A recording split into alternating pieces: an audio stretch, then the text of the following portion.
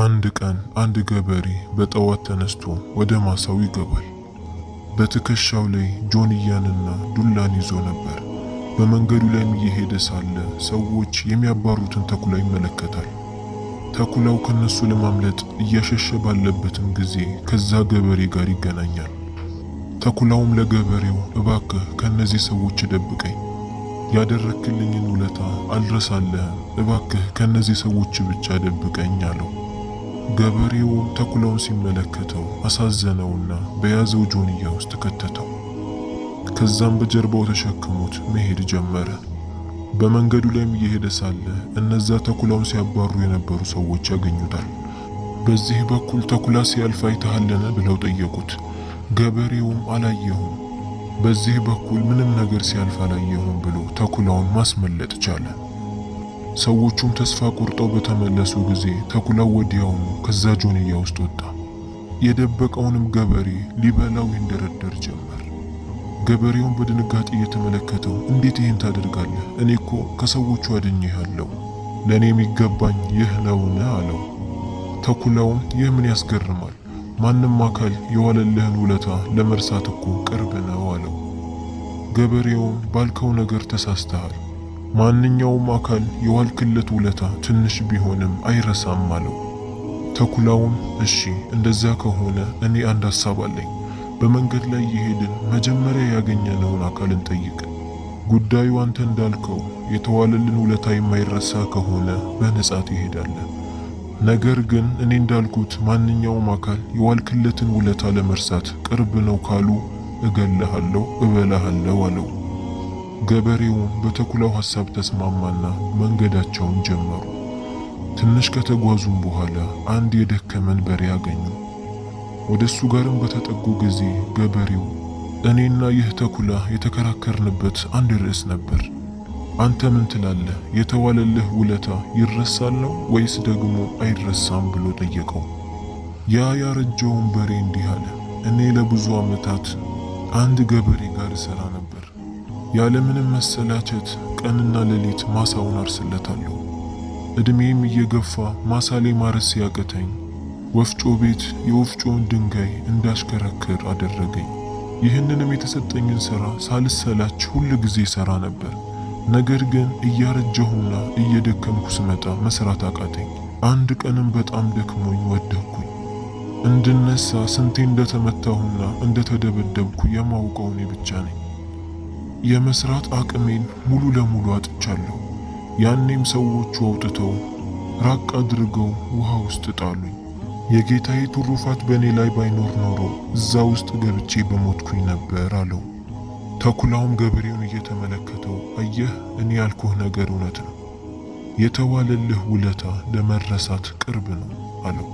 ገበሬውም በመንገዳችን ላይ ተጨማሪ ሌላን አካልን ጠይቅ፣ በበሬው ሐሳብ ብቻማ መቆም የለብንም አለውና ጉዞአቸውን ጀመሩ።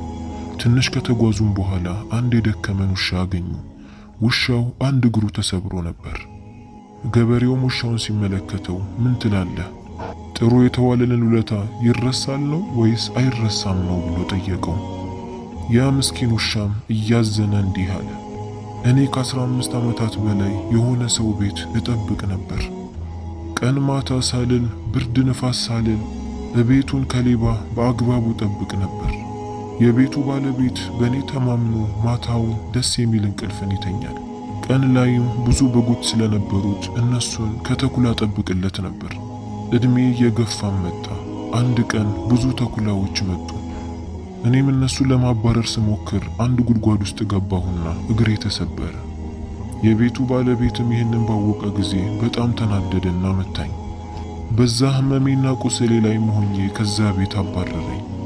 ወዴት እንደምሄድ አላውቅም። ነገር ግን የዛን ሰውዬ ፊት ላለማየት ብዬ ዝም ብዬ ጉዞዬን አረዝመዋለሁ ብሎ መለሰላቸው። የውሻውን ንግግር ሲሰማ ገበሬው ከልብ አዘነ። ለካ የሰው ልጆች ሲባል እንደዚህ ጨካኝ ነን አለ። እንዴት ይሄ ሁሉ ውለታ ተውሎልን ለመርሳት ቅርብ ሆነ? ውሻውም ከሄደ በኋላ ተኩላው ለገበሬው እንዲህ አለው፣ አየህ አይደል፣ እኔ እንዳልኩት ነው፣ የተዋለልን ውለታ ለመረሳት ቅርብ ነው። ስለዚህ አሁን ምንም አይነት ምክንያት የለህም፣ እበላሃለሁ አለው። ገበሬውም እባክህ የመጨረሻ እድል ስጠኝ፣ ከዚህ በኋላ የሚደርስብኝን ነገር ሁሉ እሺ ብዬ እቀበላለሁ አለውና ተኩላውና እሱ ጉዞአቸውን ጀመሩ። ትንሽ ከተጓዙም በኋላ አንድ ቀበሮን አገኙ። ወደ ቀበሮውም ጠጋ አሉና ገበሬው እንዲህ አለው፣ አንተ ቀበሮ ሆይ በዚህ ፍርድ ላይ ምን ትላለህ? የተዋለልን ውለታ ይረሳል ነው ወይስ ደግሞ አይረሳም ነው ብሎ ጠየቀው። ተኩላውም ይህንን ሐሳብ ለማምጣት ምን አነሳሳችሁ ብሎ ጠየቃቸው። ገበሬውም ይህ ፊት ለፊትህ የምትመለከተው ተኩላ ሰዎች እያባረሩት ነበር፣ እኔ ጋርም ደርሶ እያለከለከ እባክህ ከነዚህ ሰዎች አድነኝ፣ ውለታህን አልረሳም አለኝ። ከዛም እኔ በያዝኩት ጆንያ ላይ ደበቅኩትና ከነዛ ሰዎች አዳንኩት። አድኜ ካሳለፍኩትም በኋላ ሊበላኝ ይጣጣር ጀመር አለው። ቀበሮውን በመገረም ይህንን የሚያክል ተኩላ በዚህ ጆንያ ላይ ያዝኩት ነው የምትለኝ አለው። ገበሬውም አው በዚህ ጆንያ ላይ ካላመንከኝ እራሱ ተኩላውን ጠይቀው አለው። ቀበሮውም ለተኩላው ይህ ገበሬ የሚለው ነገር ትክክል ነውን ብሎ ጠየቀው። ተኩላውም አዎ ብሎ መለሰ።